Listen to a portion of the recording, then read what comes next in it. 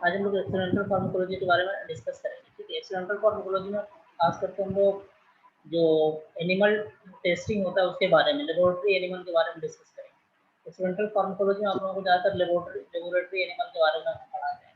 एक तो जो लेबोरेटरी टेस्टिंग होती है तो उसका बहुत ज़्यादा इंपॉर्टेंस है, खास करके बायोमेडिकल रिसर्च जो हमारे यहाँ होता है या ड्रग की जो सेफ्टी टेस्टिंग होती है उसमें बहुत ज़्यादा उसका इम्पोर्टेंस। जो बायोमेडिकल रिसर्च का इतना जो एडवांसमेंट हुआ है वो लेबोरेटरी एनिमल की टेस्टिंग की वजह से हुआ है। तो कोई भी नए ड्रग का जब कोई भी न्यू ड्रग मार्केट में तब तक नहीं आती जब तक कि उसकी एनिमल टेस्टिंग नहीं हुई हो। Without animal testing there will be no new drug. In fact, animal research has contributed 70% Nobel Prizes for physiology and or medicine.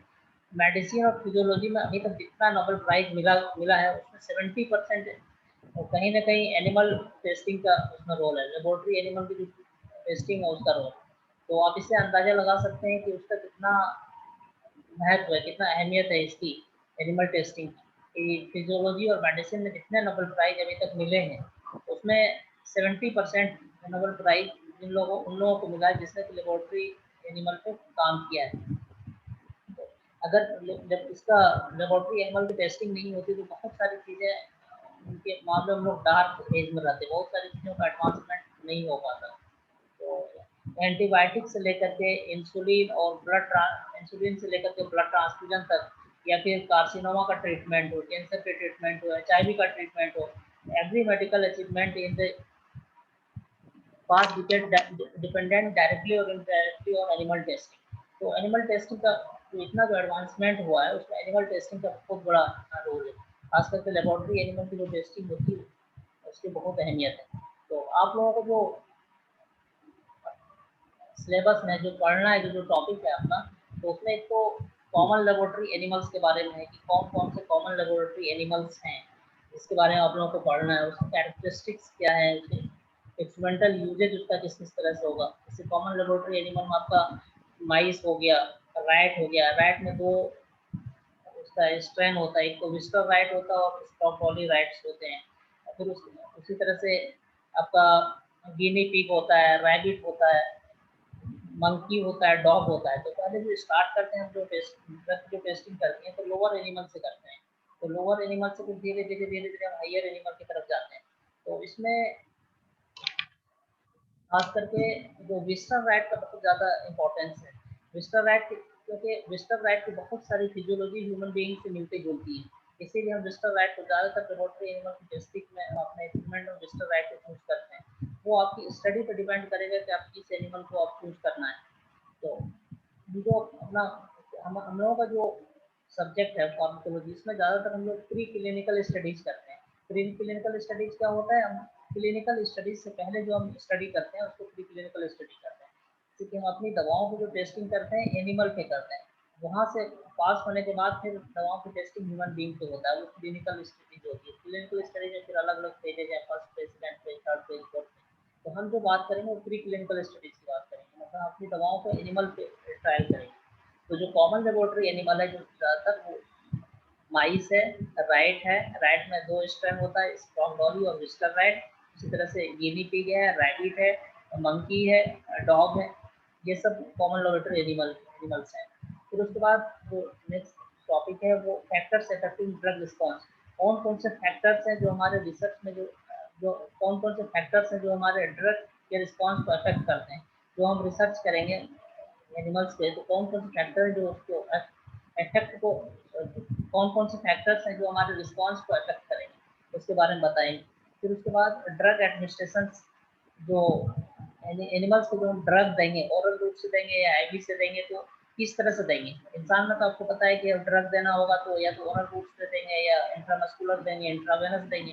तो अगर इसमें आपको रैट में अगर इंट्रावेनस देना होगा तो किस तरह से देंगे, या ओरल में आपको दवाई खिलानी होगी तो किस तरह से खिलाएंगे।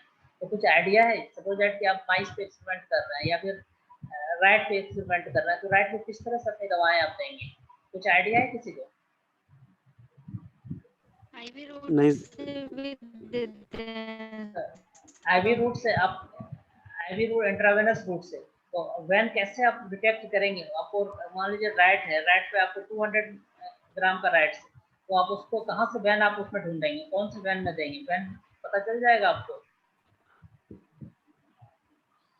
चूहों में चूहों मतलब रैट में आप आईवी। रैट्स में आपकी आवाज क्लियर नहीं आ जैसे रही है। ज्यादा हाँ, प्रेफर करता जो है वेन आप अपना आवाज सही कर लीजिए, आपकी आवाज सही नहीं आ रही। जो तो वही, ओके सर। हाँ, उसी के बारे में हम लोग बताएंगे कि रैट के कोई भी लेबोरेटरी एनिमल है उसको हम ओरल रूट से किस तरह से दवाई देंगे, उसकी हैंडलिंग कैसे करेंगे, अगर अपनी जो दवाई है, जो टेस्ट ड्रग है उसको आपको देना है एनिमल में, किस तरह से उसको देंगे, या फिर and withdraw of the blood samples. और आपको अगर ब्लड सैंपल निकालना है तो किस तरह से आप ब्लड सैंपल निकालेंगे, साइट क्या होगा ब्लड सैंपल निकालने का। अगर तो मान लीजिए रैट है, अगर तो अगर थोड़ा बहुत सैंपल ब्लड शुगर टेस्ट करना है रैट में, तो आपको उसके टेल को आप प्रिक करेंगे तो थोड़ा सा ड्रॉप ब्लड निकल जाएगा, उसे ब्लड शुगर टेस्ट कर लेंगे। लेकिन आपको दूसरा और कोई इन्वेस्टिगेशन करना है, ज़्यादा अमाउंट ऑफ ब्लड चाहिए, तो आप कहाँ से ब्लड लेंगे, किस तरह से, ताकि एनिमल को भी बहुत ज़्यादा हार्म ना हो, और आपका जो सैंपल है, ब्लड सैंपल, वो आपका कलेक्ट हो जाए। तो किस कहाँ से करेंगे, और कहाँ से किस साइड से कितना आपको ब्लड कलेक्ट हो जाएगा। उसी तरह से आपको अगर यूरिन का सैंपल कलेक्ट करना होगा तो किस तरह से यूरिन का सैंपल कलेक्ट करेंगे। तो इसमें यही चीज़ बताएंगे आपको जब ये पढ़ाएंगे। तो नेक्स्ट है कि dose conversion factor. Dose conversion factors क्या होता है कि हम कितनी ड्रग दे सकते हैं, कितनी ड्रग देंगे एनिमल में। सपोज दैट कि हमको हमारे बुक में दिया हुआ है कि 5 ग्राम डोज है, सपोज दैट ह्यूमन बीइंग में किसी दवा की डोज 5 ग्राम है। तो आप उसकी टेस्टिंग, आप उस दवा की टेस्टिंग जब आप एनिमल पे करेंगे तो एनिमल को कितनी डोज देंगे। ऐसा नहीं कि अपने मन से जितना मन किया अपने मन से दे देंगे। तो उसका एक फॉर्मूला होता है कन्वर्सन फैक्टर का, कि उस एनिमल के सरफेस एरिया पे डिपेंड करता है कि उसका सरफेस एरिया कितना है। माइस के लिए अलग फॉर्मूला होता है, और रैट के लिए अलग फॉर्मूला होता है, या फिर दूसरे और हायर एनिमल के लिए अलग फॉर्मूला होता है। तो उसी फॉर्मूले के हिसाब से हम डोज कन्वर्सन फैक्टर्स निकालते हैं कि उस एनिमल में पार्टिकुलर दवा की डोज कितनी होगी। उसी तरह से vehicles for animal administration, animal administration करने के वास्ते क्या क्या व्हीकल्स होने चाहिए। Isolated, next topic isolated tissue preparation. तो अब जो बहुत सारे, या तो हम टिश्यू आइसोलेटेड टिश्यू प्रिपरेशन करते हैं, या फिर मार्केट में भी ये मिलता है कि आपको किसी पार्टिकुलर टिश्यू पे अगर स्टडी करनी है, सपोज दैट गैस्ट्रोइंटेस्टाइनल सिस्टम का आपको टिश्यू मार्केट में बना बनाया मिल जाएगा, उस पर अपनी किस तरह से अपने ड्रग की टेस्टिंग करेंगे, या दूसरा कोई भी टिश्यू है उस पर किस तरह से ड्रग की टेस्टिंग करेंगे। नेक्स्ट है कि methods to rendering the animal unconscious. आपकी स्टडी में अगर ऐसा है कि एनिमल को अनकॉन्शियस करना है, बेहोश करना है, तो किस किस तरह से आप बेहोश करेंगे, क्या क्या तरीका हो सकता है बेहोश करने का, ताकि अपनी स्टडी को स्मूथली आप कर सकें। कुछ कुछ स्टडी तो ऐसी होती है कि आपको एनिमल को ऑपरेट करने की जरूरत पड़ती है, कि आपको बीच में स्टडी के दौरान बीच में एनिमल को ऑपरेट करना है, लेप्रोटमी करना है या ऑपरेशन करना है। तो आप किस तरह से पहले तो उसको अनकॉन्शियस करेंगे, बेहोश करेंगे। ऐसा नहीं कि उसको आप एनिमल को पकड़ के उसको ऑपरेशन कर देंगे। उस तरह से आपको अनकॉन्शियस करना है कि उसको पेन का स्टिमुलस ना हो, उस एनिमल में पेन का स्टिमुलस ना हो। तो पेन का स्टिमुलस से आपको बचाने के लिए उस एनिमल को अनकॉन्शियस करना पड़ेगा। तो anaesthetic used in lab animal, कौन कौन से एनेस्थेटिक, जो एनेस्थेटिक ड्रग्स हैं, कौन कौन से ड्रग्स होती हैं ताकि एनिमल को आप अनकॉन्शियस कर सकें। जैसे कि आपको थायोपेंटन सोडियम हो गया, ईथर हो गया, फिर उसके क्या, उस ड्रग की क्या बेनिफिशियल इफेक्ट है, क्या साइड इफेक्ट है, ये सब आपको उसमें पढ़ना है। तो और कौन कौन से आपको एनेस्थेटिक ड्रग्स जिससे कि आप एनिमल को बेहोश कर सकें, कौन कौन से हैं उसके बारे में बताएंगे। बेसिक इक्विपमेंट्स, उसी तरह से फिजियोलॉजिकल सॉल्ट सॉल्यूशन क्या होता है उसके बारे में बताएंगे। Standard drugs and chemicals, standard drugs क्या होता है, जब आप स्टडी करेंगे तो उसमें बताएंगे कि स्टैंडर्ड ड्रग्स क्या होता है। जैसे अपने जो रिसर्च का जो डिजाइन होगा उसमें कई सारे ग्रुप्स होते हैं, उसमें एक स्टैंडर्ड ग्रुप होता है, उसमें स्टैंडर्ड ग्रुप में स्टैंडर्ड ड्रग्स लेते हैं। तो स्टैंडर्ड ड्रग से फिर अपनी जो ड्रग होती है उसको कंपेयर करते हैं। सपोज दैट कोई स्टडी, अगर कोई भी स्टडी लें तो उसमें कई सारे ग्रुप बनाते हैं। आप जब स्टडी डिजाइन बनाएंगे, आप उसमें रिसर्च मेथोडोलॉजी का स्टार्ट में पढ़ेंगे इस चीज़ को, कि जो रिसर्च डिजाइन है, तो रिसर्च डिजाइन में अपने रिसर्च डिजाइन जब बनाएंगे तो उसमें कई सारे ग्रुप लेना पड़ेगा आपको। तो उसमें एक ग्रुप होता है, स्टैंडर्ड ग्रुप होता है। स्टैंडर्ड ग्रुप में स्टैंडर्ड दवाएं ली जाती है जो कि पहले से टेस्टेड होती हैं वो दवाएं। तो फिर उस दवा से जो स्टैंडर्ड दवा है, जैसे सपोज दैट कि पैरासीटामोल है, पैरासीटामोल स्टैंडर्ड ड्रग है कि इस दवा को देने से जो आपका फीवर है वो खत्म हो जाएगा। तो फिर अपनी कोई दवाई है, आप उससे उसको कंपेयर कर रहे हैं, तो आपको स्टैंडर्ड पैरासीटामोल से अपनी दवा को कंपेयर करना पड़ेगा कि पैरासीटामोल से ज़्यादा हमारी दवा इफेक्टिव है या कम इफेक्टिव है, या अगर है हमारी दवा इफेक्टिव है तो कितनी इफेक्टिव है। तो एक स्टैंडर्ड ड्रग आपको लेना पड़ेगा, तो उसके बारे में बताएंगे। उसी तरह से बायो एसे है। बायो एसे में क्या होता है कि जब हम अपनी दवाओं का या फिर जब हम रिसर्च करते हैं या तो ह्यूमन बीइंग पे या फिर एनिमल पे रिसर्च करते हैं उसका इफेक्ट जानने के लिए, तो उसी को बायो एसे कहते हैं। तो उसका स्कोप क्या है, उसके प्रिंसिपल्स क्या है, डिजाइनिंग क्या होता है, टाइप्स क्या होता है, उसमें इसके बारे में हम लोग बताएंगे। फिर ड्रग स्क्रीनिंग के बारे में बताएंगे कि सिंपल ड्रग स्क्रीनिंग, प्रोग्राम या ब्लाइंड स्क्रीनिंग, इसके बारे में। न्यूरो फार्माकोलॉजिकल स्टडीज, जिसमें अलग अलग किरविन्स प्रोफाइल है, स्मिथ प्रोफाइल है। उसी तरह से अगर टॉक्सिसिटी स्टडीज करनी है अपनी ड्रग का, हमारी दवाई कितनी डोज में टॉक्सिक हो जाती है, तो उसमें फिर एक्यूट टॉक्सिसिटी स्टडी करते हैं, सब एक्यूट टॉक्सिसिटी स्टडी करते हैं, क्रोनिक टॉक्सिसिटी स्टडीज करते हैं। तो एक्यूट टॉक्सिसिटी बहुत कम ड्यूरेशन के लिए होता है, उससे ज़्यादा ड्यूरेशन के लिए सब एक्यूट होता है, या बहुत क्रोनिक टॉक्सिसिटी स्टडीज में बहुत लंबा ड्यूरेशन चाहिए। तो इसका फिर ये बताएं किस किस तरह से हम टॉक्सिसिटी स्टडीज करते हैं। फिर उसके बाद अलग अलग इफेक्ट जानने के लिए एंटी कन्वर्जेंट एक्टिविटी है, तो हम किसी दवा का अपने देखना है कि एंटी कन्वर्जेंट एक्टिविटी हमारी दवा एंटी कन्वर्जेंट है कि नहीं, जो कन्वर्जन है उसको रोक रहा है कि नहीं, तो उसमें भी स्टडी करते हैं। तो कैसे करते हैं, तो पहले हम एनिमल को कन्वर्जिव बनाते हैं, कुछ ऐसे फार्माकोलॉजिकल एजेंट होता है जिसको देने के बाद एनिमल में कन्वर्जन आ जाता है, दौरे आ जाते हैं।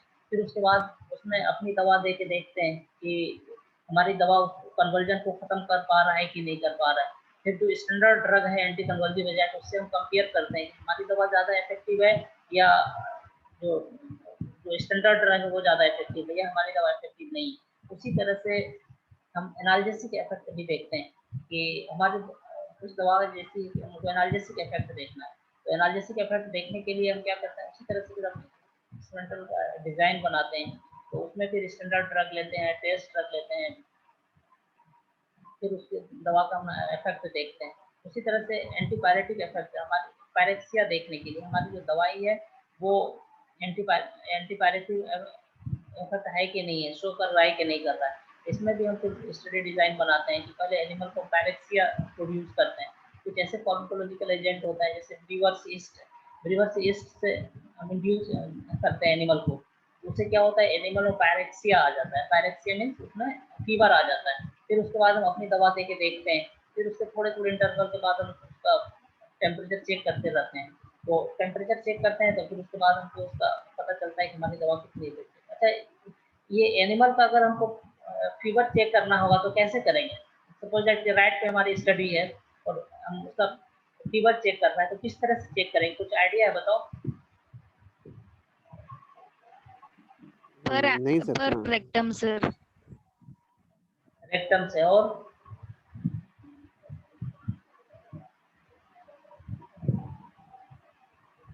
बस सही वही बता? मालूम है। हाँ सही सही है, बुशरा आपने बताया।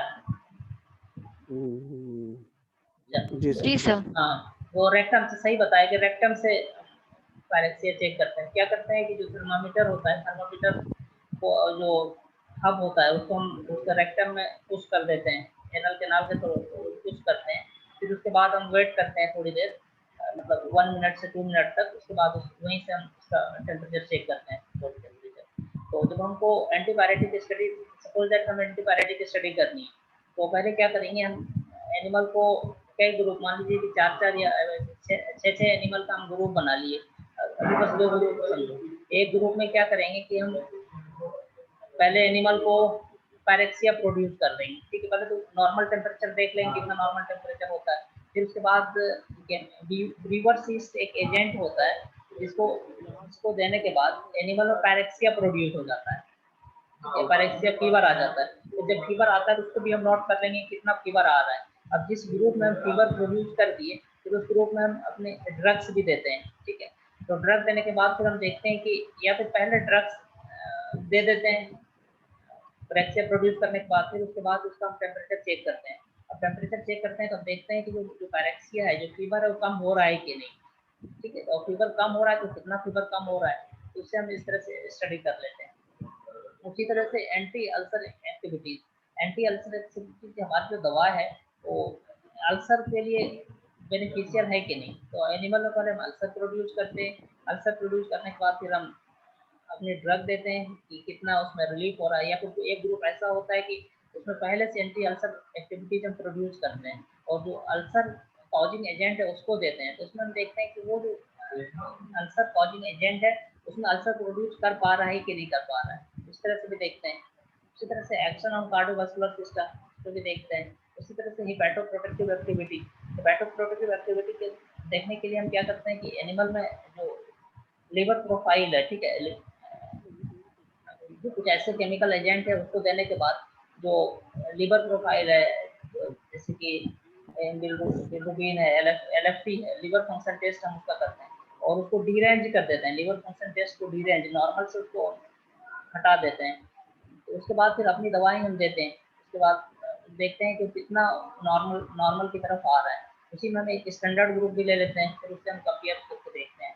उसी तरह से नेफ्रोप्रोटेक्टिव एक्टिविटीज देखते हैं, हाइपोग्लाइसेमिक एक्टिविटीज देखते हैं। हाइपोग्लाइसेमिक एक्टिविटीज में एनिमल का हम देखते हैं कि जो हमारी दवाएं हैं, सपोज दैट कि हमारे बुक में बहुत सारी मेंशन है कि ये दवाएं डायबिटीज मुफीद है, डायबिटीज मुफीद है। से कोई दवा का नाम बताओ जिसको जानते हो डायबिटीज मुफीद है। कुर्सी गुड़मार काबूर है, बूटी। कुर्से तबासीर और कुर्सी तबाशीर वो है, कुर्सी डायबिटीज खास, और सिंगल ड्रग्स बताओ। गुड़मार बूटी, गुड़मार गुड़मार बूटी, बूटी। गिलो है, गुड़मार जामुन। बूटी है, जामुन है। ये सब दवाएं हैं। सपोज दैट कि अगर आप लोग चाह रहे हैं कि हम डायबिटीज पे काम करें, तो डायबिटीज पे काम किस तरह से होगा, जब आप अगर एनिमल स्टडी करेंगे डायबिटीज पे, तो आपको कई सारे एनिमल का जो डिजाइन होगा, रिसर्च का जो डिजाइन होगा, तो उसमें कई सारे ग्रुप आपको बनाना पड़ेंगे एनिमल का। तो उसमें एक तो आप नॉर्मल कंट्रोल रखेंगे, दूसरा निगेटिव कंट्रोल रखेंगे, तीसरा स्टैंडर्ड कंट्रोल रखेंगे, उसी तरह से टेस्ट कंट्रोल रखेंगे, टेस्ट ग्रुप रखेंगे। तो उसमें क्या होगा कि एक तो आपको कुछ ऐसे एजेंट होते हैं, फार्मास्यूटिकल एजेंट, जिसको देने के बाद ब्लड शुगर लेवल बढ़ जाता है। ब्लड शुगर लेवल कैसे बढ़ता है, जो आपका जो बीटा सेल ऑफ पेनक्रियाज है, जहाँ से इंसुलिन सेक्रेशन होता है, तो कुछ ऐसे एजेंट होते हैं जैसे स्ट्रेप्टोजोटोसिन, वो क्या करता है, ब्लड जो बीटा सेल ऑफ लैंगरहैंस को किल कर देता है, डिस्ट्रॉय कर देता है। तो जब beta cell of Langerhans destroy हो जाएगा तो इंसुलिन का फॉर्मेशन नहीं होगा, इंसुलिन का फॉर्मेशन नहीं होगा तो ब्लड शुगर लेवल बढ़ जाएगा। तो पहले हम स्ट्रेप्टोजोटोसिन से या और भी दूसरे फार्माकोलॉजिकल एजेंट है उससे हम कुछ एनिमल को हम डायबिटिक बनाते हैं। फिर उसके बाद डायबिटिक बनाने के बाद फिर अपनी ड्रग देते हैं उस ग्रुप में। उस ग्रुप में हम जो स्टैंडर्ड ड्रग्स होता है जैसे ग्लावेनक्लामाइड है उसको देते हैं। फिर बाद में कंपेयर करके देखते हैं कि हमारी दवा कितनी इफेक्टिव है, कितनी इफेक्टिव है। उसी तरह से हाइपोलिपिडेमिक एक्टिविटीज देखते हैं। तो ये इस तरह की स्टडीज है, इसके बारे में आप लोगों को बताया जाएगा डिटेल में। जब ये तो बस एक इंट्रोडक्टरी क्लास हुआ कि हमारे क्या क्या टॉपिक है आपके एक्सपेरिमेंटल फार्माकोलॉजी में, ये सब चीज़ें आपको बताई जाएंगी। ठीक है सर।